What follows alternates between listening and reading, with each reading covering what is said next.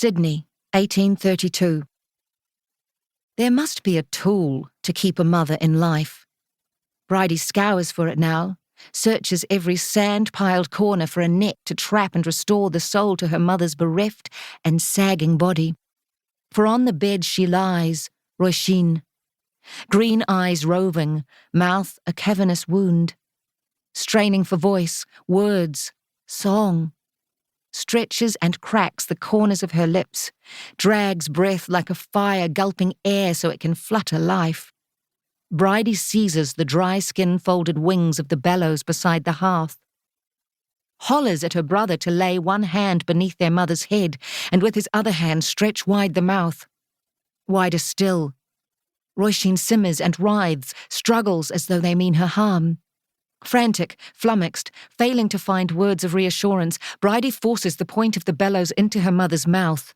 Pumps, gasp, gasp, gasp. Roisin heaves herself high, bursting from the damp mattress like a fish jumping from the ocean.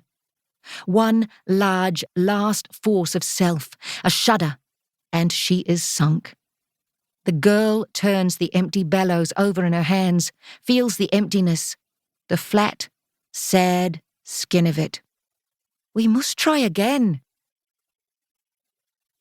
Outside on the rocky shelves that shelve houses, day is burying night. Shivering halos of light thread through dusking shadows. Shawls hooded over heads, crossed over chests, wound around waists.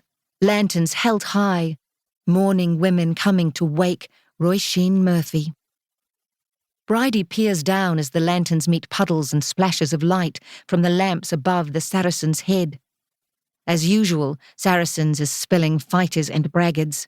She prays to Bridget that the party of women will pause and be thwarted by booze into idle forgetting, abandon their mournful mission to this small abode on the rocks.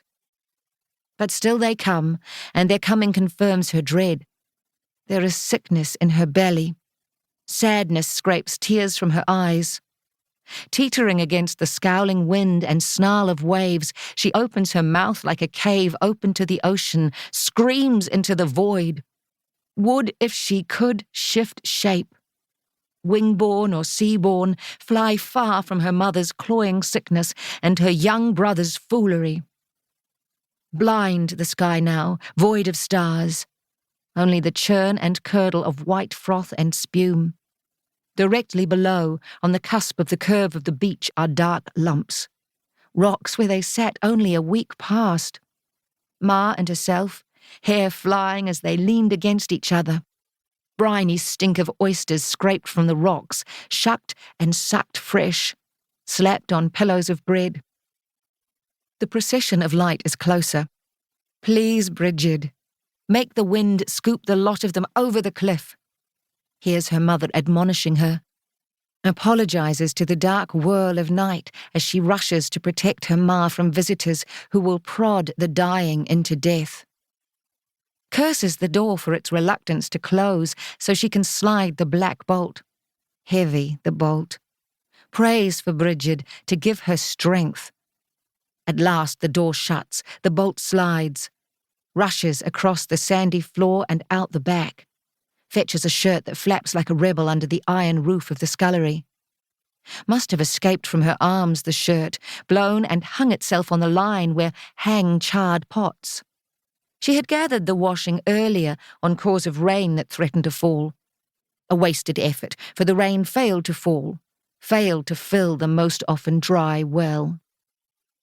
Slides the bolt on this door, slams out the din of blue-bottle flies circling the shithole at the end of the path and the festering stink of the dunnikin. Stronger stink even than the stink of seaweed on the salt wind.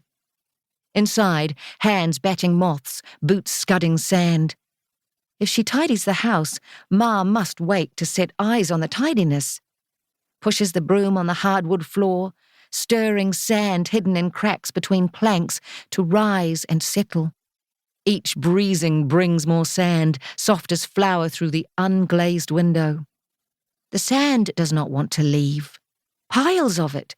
Sand, leaves, twigs in every corner.